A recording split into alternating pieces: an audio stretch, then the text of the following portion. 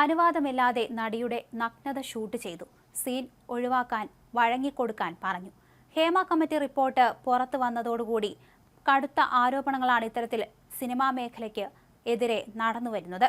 എന്തായാലും സ്ത്രീകളും പുരുഷന്മാരും കമ്മിറ്റി മുൻപാകെ പല കാര്യങ്ങളും വെളിപ്പെടുത്തിയിട്ടുണ്ട്.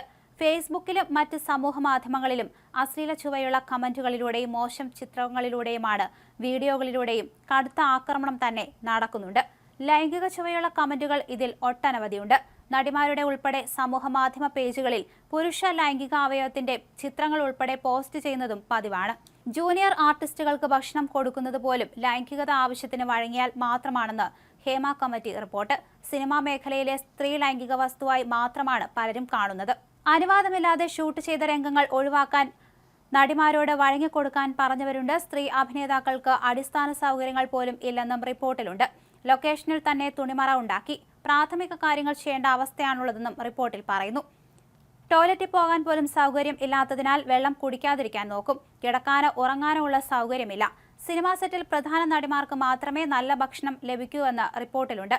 നടന്മാരും സംവിധായകരും നിർമ്മാതാക്കളും അടക്കമുള്ളവർ ലൈംഗിക താൽപര്യത്തിന് വഴങ്ങാൻ സമ്മർദ്ദം ചെലുത്തും. നടന്മാരും പ്രവർത്തകരും വനിതാ പ്രൊഡ്യൂസർമാരെ അപമാനിക്കും. കരാറിൽ ഇല്ലാത്ത നഗ്നരംഗങ്ങൾ ഷൂട്ട് ചെയ്ത് സിനിമയിൽ നിന്നും ഒഴിവാക്കാൻ ആവശ്യപ്പെട്ട നടിയോട് സംവിധായകൻ വഴങ്ങിക്കൊടുക്കാൻ ആവശ്യപ്പെട്ടതായി റിപ്പോർട്ടിൽ പറയുന്നു. വഴങ്ങിക്കൊടുക്കാതെ നോ പറഞ്ഞാൽ ഓക്കെ ആയ സീനുകൾ വരെ പലതവണ എടുത്ത് പ്രതികാരം ചെയ്യും. പരാതി പറഞ്ഞാൽ കുടുംബത്തെ വരെ ഭീഷണിപ്പെടുത്തും. ഓൺലൈൻ മാധ്യമങ്ങളിലൂടെ അസഭ്യവർഷം നടത്തി മാനസികമായി തകർക്കും. ഇതിനായി വലിയ സംഘം തന്നെയുണ്ടെന്നും ഹേമ കമ്മിറ്റിക്ക് മുൻപാകെ നൽകിയ മൊഴികളിൽ പറയുന്നു.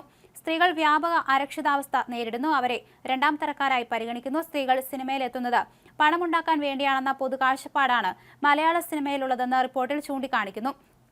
അതിനായി അവർ എല്ലാത്തിനോടും കീഴടങ്ങേണ്ടികളാണെന്ന തോന്നലാണ് സൃഷ്ടിക്കപ്പെടുന്നത്. കലയോടുള്ള അഭിനിവേശവും അഭിനയമോഹവും കൊണ്ടാണ് സ്ത്രീകൾ സിനിമയിൽ എത്തുന്നതെന്ന് ചലച്ചിത്ര മേഖലയിലെ പുരുഷന്മാർക്ക് സങ്കല്പിക്കാൻ പോലും കഴിയുന്നില്ല.